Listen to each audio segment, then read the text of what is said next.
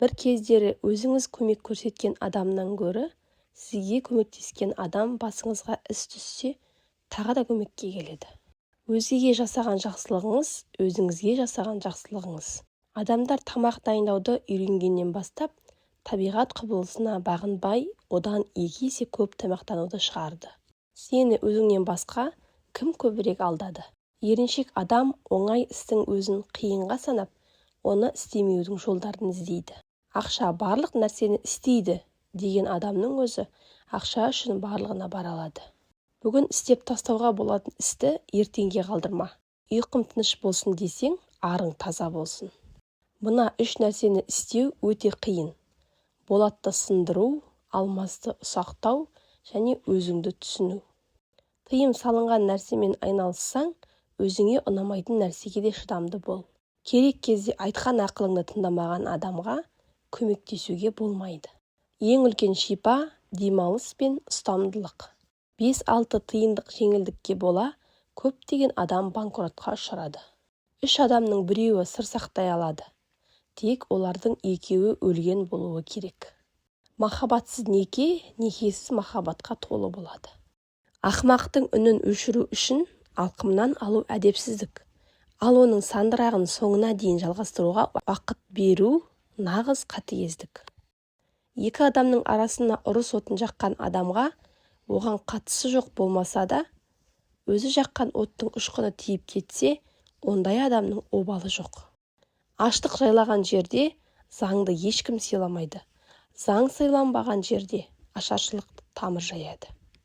Майда шүйде шығындардан сақ болыңыз. Өйткені кішкентай ғана саңылаудың өзі үлкен кемені суға кетіріп тынады. Дұшпаныңа қарызға ақша берсең, өзіңе жаңа дос табасың. Ал досыңа қарызға ақша берсең, оны жоғалттым дей бер. Бақытты болудың 2 жолы бар. Алғың келген заттардан өзіңді тыю, немесе көп ақша табу. Егер дана болсаң, осы екеуін де бірге алып жүре аласың. Ол өзіңе байланысты. Біліңіз, білімге құйылған қаражат өзіңізге 2 есе көп болып оралады.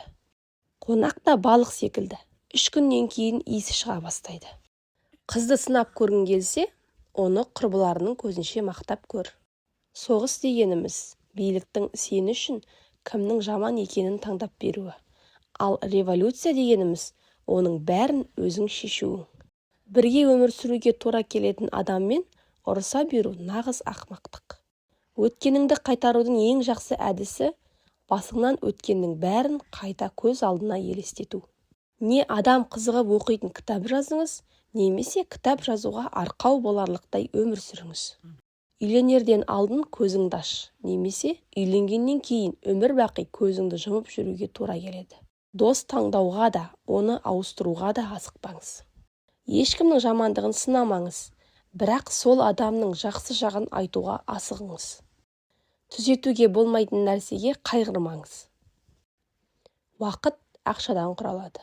Сағынбаған қонақтан құтылғыңыз келсе, оған қарызға ақша беріңіз.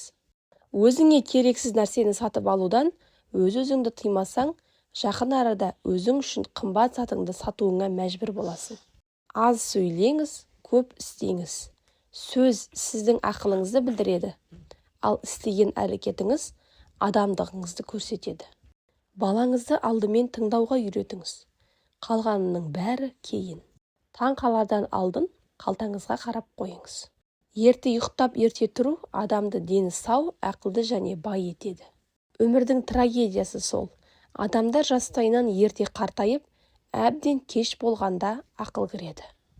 Шыдамдылық пен сабырлылық адам бойындағы ең ұлы қасиет. Осындай қабілетке ие адамдар нені қаласа соған қол жеткізе алады. Әйел кітап, еркек оны оқушы. Көбі ләззат сатып алып жатырмыз деп ойлап, өздерін соған құлдыққа салады. Сылтау айтуға шебер адамның басқа нәрсеге шебер болуы екіталай. Кішігірім кемшіліктерге назар аудармаңыз. Есте сақтаңыз, сізде одан да үлкендері бар. Дарыныңызды жасырмаңыз, олар сізге пайдалану үшін берілген. Адам жегенімен емес, қорытқанымен өмір сүреді. Бұл денеге де, ақылға да тиісті нәрсе. Жалқаудың баяу жүретіні сонша, оны кедейлік оңай қуып жетеді. өз жағдайыңа қанағаттану үшін оны одан да нашар жағдаймен салыстыру керек. Құрметті оқырман, видео ұнаса лайк басып комментарий қалдыра кетіңіз және де арнамызға тіркеліп алуды ұмытпаңыз.